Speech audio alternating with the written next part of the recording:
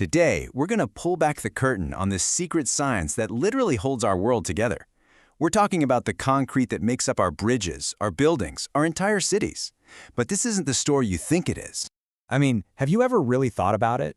Maybe you're driving over a huge bridge or walking into a skyscraper and you just trust it. But how do we know it's safe? How can we be so sure these massive structures won't just fail?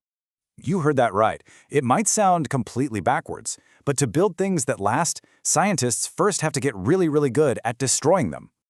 Okay, so let's get into it. Why on earth would we do this? Well, this idea of controlled destruction, it's actually the bedrock of all structural engineering. Think of it this way. Every single material has a breaking point. What engineers need to do is find that limit in a safe, controlled lab, so they can design a bridge or a building where that limit is never even approached in the real world. You have to know the absolute worst-case scenario to prevent it from ever happening. Now, we're not just talking about pouring some random concrete from a hardware store. Oh no, the samples they create for these tests are basically high-tech, custom-designed materials. Let's look at the recipe. So the mix is incredibly specific. They're using things like recycled materials, and then they add in supplements like fly ash. That helps with strength over the long haul. Then they mix in a whole cocktail of reinforcements. You've got tiny steel fibers for brute strength, polypropylene fibers for durability, and of course, the big steel rebars that act as the skeleton. Every single ingredient is there for a reason. All right, so you've got your perfectly crafted concrete beams. Now it's time for the fun part, the main event. This is where we see what this stuff is really made of, by literally pushing it until it breaks. And this process is super methodical. First, they make standardized beams so they can compare apples to apples. Then, they basically put them through a time machine, aging them for decades in just a few weeks inside these intense corrosion chambers. After that, it's time for the giant machines to apply thousands and thousands of pounds of force.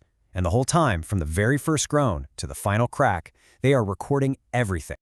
Yeah, this isn't just about watching stuff break. This whole process is called data acquisition. They have all these precision tools like strain gauges and high-speed digital cameras that are capturing thousands of data points every single second. They're measuring the stress, mapping every tiny little crack as it forms. They're even seeing how well the steel and concrete are bonded together. But here's the thing. All of that destruction, all that incredible data, that's not the end of the story. Actually, it's just the beginning. The real goal here is to take everything that happened in the physical lab and translate it into the digital world. And I love this quote because it's so true. Every single crack, every data point, is like a word in a story. And when you put all that data together, you can finally read the full story of why and how that concrete failed. That story, that's the blueprint for what comes next. Because all of this work, all of this data, it's used to build something amazing called a digital twin. It's exactly what it sounds like, a perfect virtual copy of that concrete beam that lives entirely inside a computer. So why do this? Well, just look at the comparison. Physical testing is awesome because it's real. You can't argue with it. But it is so expensive, it takes forever, and you have to destroy your sample every single time. A computational model, that digital twin, it's lightning fast. You can run 1,000 different tests in an afternoon without breaking a thing. The only catch? It's only as good as the real-world data you feed it, which is why those physical tests are absolutely crucial. And the tools they use to build these twins are straight out of science fiction. We're talking powerful simulation software, we're talking about machine learning models that can actually learn from the test data, and even genetic algorithms that evolve to find the best possible predictions. This is seriously cutting-edge stuff. So let's bring it all back home. We have a real concrete beam that we broke, and we have a digital twin that acts just like it. How does this actually help us with the bridges and buildings we use every single day? Well, it all comes down to trust. How do you trust a computer model? You grade it.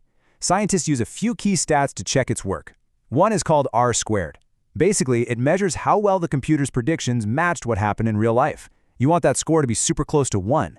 The other is RMSE, which just measures the average error. You want that number to be as close to 0 as you can get. This is how they prove that the digital twin is a faithful copy of the real thing. And that right there is the whole point. Once you have a digital twin you can trust, you can unleash it. Engineers can test thousands of new designs, new recipes for concrete, new ways to reinforce it, all on a computer. It lets us innovate faster and safer than ever before. And that leaves us with a really mind-blowing thought for the future. Right now, we're using this to design new things. But what if we could build digital twins of our existing bridges and skyscrapers? Could we use them to monitor their health in real time, to see problems coming and fix them before they turn into a disaster? That's the future this science is trying to build.